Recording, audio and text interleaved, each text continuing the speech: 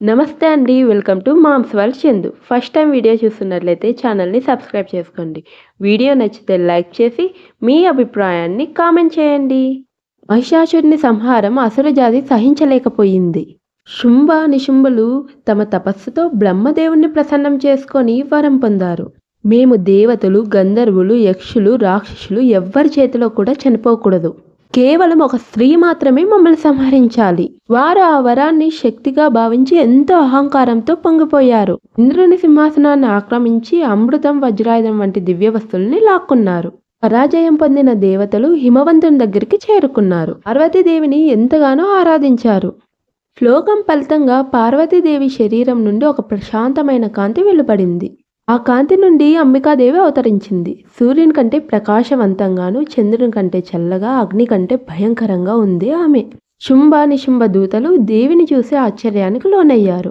ఆ దూతలు శంభుని దగ్గరికి వెళ్ళి ఇలా చెప్పారు: ప్రభు, ఈ లోకంలో అంత అందమైన దేవి ఇంకెవ్వరూ లేరు. ఆమెను మీరు తప్ప ఇంకెవ్వరూ పొందలేరు అని.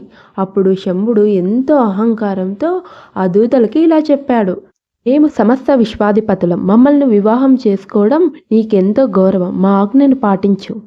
దేవి అప్పుడు ఎంతో చిరునవ్వుతో ఇలా సమాధానం ఇచ్చింది: నేను చిన్నప్పుడే ఒక ప్రతిజ్ఞ చేశాను. నన్ను భార్యగా స్వీకరించాలంటే ముందుగా నన్ను యుద్ధం చేసి ఓడించాలి అని.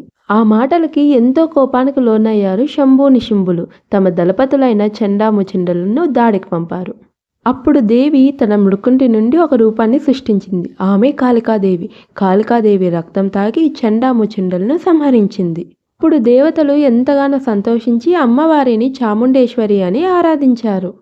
తర్వాత యుద్ధంలోకి రక్తబీజక్షుడు దూకాడు. శిష్యుల శరీరం నుండి రక్తం కారుకున్న కొద్దీ రాక్షసులు పుట్టుకుంటా వచ్చారు. అది చూసి దేవతలు ఎంతో భయానికి లోనయ్యారు. అప్పుడు దేవి కాళికా రూపంలో ఆ రక్తాన్ని తాగి రక్తబీజక్షుని సంహరించింది. వారికి అసలు శక్తివంతులైన శంభు నిశుంభులు యుద్ధంలోకి దిగారు. శుంభుడు ఎంతగానో యుద్ధం చేసి చివరికి దేవి బాణాలకు గురై పడిపోయాడు. శంభుడు ఎంతో ఆగ్రహంతో ఇలా అన్నాడు: నువ్వు అనేక దేవతల సహాయం తీసుకొని మమ్మల్ని ఓడిస్తున్నావు. నువ్వు ఒక్కదానివైతే మమ్మల్ని ఓడించలేవు అని. ఇప్పుడు దేవి సమాధానం ఇలా ఇచ్చింది: నువ్వు మొదట నేనొక్కనే అని గుర్తించు. విశ్వంలోని శక్తులన్నీ నావే. అమ్మవారు అలా అన్న వెంటనే అన్ని రూపాలు ఆమెలోకి లీనమయ్యాయి. దేవి శక్తివంతమైన శివధనుస్సుతో శంభుణ్ణి సంహరించింది. శంభుడు మరణించే ముందు చివరి శ్వాసలో మహాశక్తి అని పలికాడు. దేవతలు ఎంతగానో ఆనందించి అమ్మవారిని ఆరాధించారు. తల్లి, నీ కృప వల్లే మేము ఈరోజు రక్షించబడినాము. ధర్మం తిరిగి స్థాపించబడిందని కృతజ్ఞతలు తెలిపారు. చివరికి దేవి తన కాంతిని సవరించుకుని పార్వతీదేవిలోకి లీనమయ్యింది. శంభు నిశుంభుని కథ మనకేం తెలుపుతుందంటే, అహంకారం ఎప్పటికైనా నాశనాన్ని తెస్తుంది. ధర్మం కోసం చేసిన యుద్ధం గెలుపుని ఇస్తుంది. ఈ శక్తి అనేది సృష్టికి మూలం. వీడియో నచ్చితే లైక్ చేసి మీ అభిప్రాయాన్ని కామెంట్ చేయండి.